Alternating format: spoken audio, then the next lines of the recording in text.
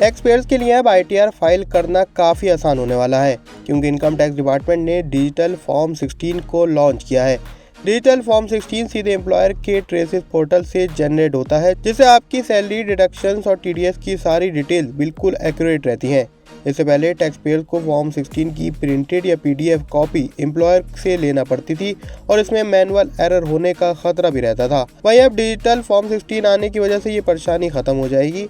ऐसे में अब डिजिटल फॉर्म 16 में आपको सैलरी के साथ साथ टैक्स एग्जेम्प्ट अलाउंसेस और डिडक्शन की भी क्लियर जानकारी मिलेगी, जिससे इनकम टैक्स रिटर्न फाइल करते वक्त कोई कंफ्यूजन नहीं होगा। वहीं टैक्स पेयर्स इस डिजिटल डॉक्यूमेंट को आसानी से मेजर टैक्स फाइलिंग पोर्टल्स पर अपलोड भी कर सकते हैं और सिस्टम ऑटोमेटिकली आपकी डिटेल भी भेज देगा। इससे मैनुअल कैलकुलेशन की गलतियां और रिस्क काफी कम हो जाएगा। इनकम टैक्स रिटर्न फाइल करने की आखिरी तारीख इंडिविजुअल्स के लिए 31 जुलाई 2025 है, जबकि जिन लोगों को अपने अकाउंट्स का ऑडिट कराना है उनके लिए डेट 31 अक्टूबर 2025 तक बढ़ाई गई है।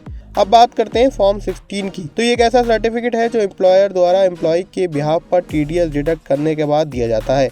फॉर्म 16 में TDS की सारी डिटेल होती है, जिससे टैक्स रिटर्न फाइल करते वक्त इस्तेमाल किया जाता है। ये एम्प्लॉयर्स के लिए, यानी कि जिस कंपनी में आप काम करते हैं, ये जरूरी होता है कि वो एम्प्लॉयज को फॉर्म 16 जारी करे। ITR फॉर्म की बात करें तो अलग अलग टैक्स पेयर्स के लिए अलग अलग फॉर्म होते हैं। जैसे छोटे और टैक्स पेयर के लिए ITR 1 उन लोगों के लिए जिनके एनुअल इनकम 50 लाख से कम है। तो कुल मिलाकर डिजिटल फॉर्म 16 आने से अब आपकी टैक्स फाइलिंग काफी आसान होने वाली है और एरर फ्री हो जाएगी, तो आप अपना ITR आराम से फाइल कर सकते हैं।